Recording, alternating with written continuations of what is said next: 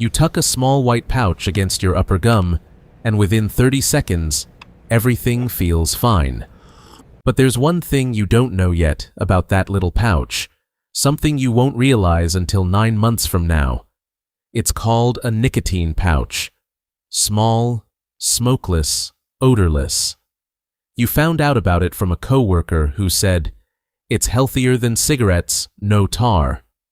You believed it without a second thought. Your office has strict smoking rules, a designated area far from the elevators, and every time you head down for a cigarette, everyone knows exactly what you were doing. The smell clings to your clothes, your breath gives you away, and more than once, you've rushed back into a meeting still catching your breath, flustered. Nicotine pouches promised a fix. You could use one at your desk, in meetings, in the elevator. Nobody would know. The first night you tried one, it felt strange, a slight tingling bite against your gum, a bit of numbness on your lip. Then slowly, a familiar calm settled in, close to what smoking used to give you, minus the smoke clinging to your shirt. You kept a box in your desk drawer. Small pouches lined up neatly, tucked behind a stack of papers. By week 1, you're using 1 or 2 pouches a day, usually when stress piles up before a deadline. It feels convenient. No need to ask for a break, no need to explain yourself to your manager. You just tuck one between your gum and lip, then go right back to work. The same spot on your gum feels a little sore, but you brush it off. You're just getting started after all. What you don't know yet: the nicotine in the pouch gets absorbed directly through the soft tissue in your mouth, entering your bloodstream within minutes, in some cases even faster than a conventional cigarette. The nicotine receptors in your brain, the ones that normally respond to dopamine from a good meal or a finished task, start getting used to this artificial spike. Your body hasn't protested yet. No visible signs. If anything, you feel sharper, calmer under pressure at work. By month 2, you're up to 4 or 5 pouches a day. You start keeping one box in your bag, another in the car's glove compartment, and one more in your jacket pocket, because running out mid-workday isn't an option anymore.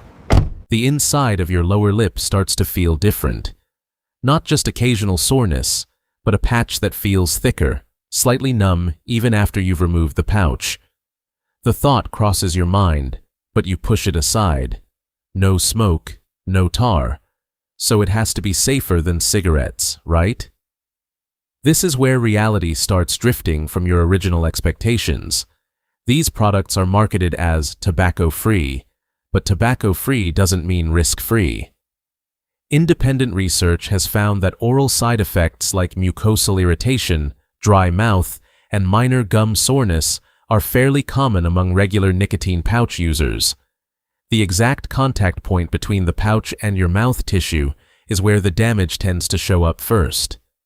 You start noticing one particular spot on your gum that's become your usual spot, always the same side, because it's the most comfortable position to talk through meetings without anyone noticing. 6 months in, and this has become an automatic routine. First pouch before breakfast, second one before an important meeting, just to feel steady. 2 or 3 more scattered through the afternoon.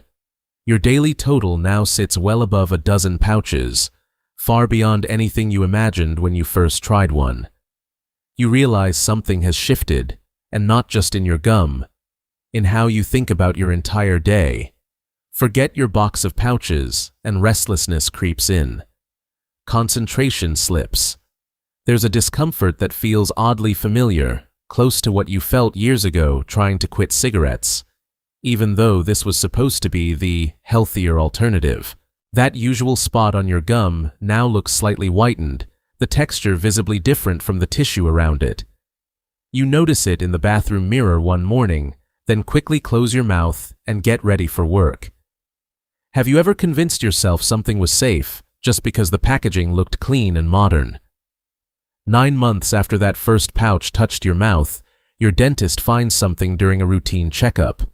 A patch of leukoplakia, a white lesion in the oral tissue, sitting right at the spot you've favored this whole time. The dentist explains it needs monitoring because chronic irritation from repeated contact can trigger tissue changes that, in some cases, progress into something more serious. You sit in that dental chair, heart beating faster than usual, trying to count in your head. How many pouches have you already gone through today alone? Here's what you learn after that moment. Health regulators in several countries have started tightening rules around nicotine pouches precisely because the long-term data is still so limited. These products only became widely popular in the last few years, and some of their ingredients haven't been thoroughly studied for what years of oral tissue exposure actually does.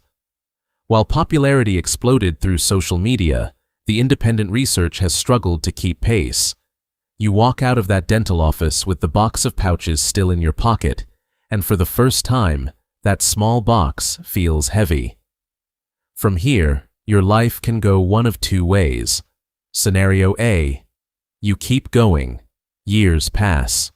The white patch on your gum never fully disappears, just shifts position every time you change where you place the pouch. Your nicotine dependence deepens, no longer just a habit, but a need you feel compelled to satisfy every hour or two. Every dental visit becomes a tense wait to hear whether the patch is still stable or has changed.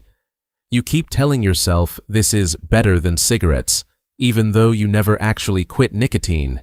You just changed its shape.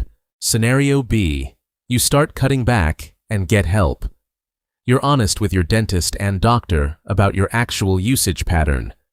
Together, you build a gradual plan to reduce frequency, with regular monitoring of your gum tissue. It takes time, and there are hard moments when the urge for a pouch hits mid-meeting, unannounced. But slowly, the tissue in your mouth starts to recover. You learn that the calm you use to chase through nicotine can come from somewhere else. A short walk, a few deep breaths, or simply stepping away from your laptop screen for a minute.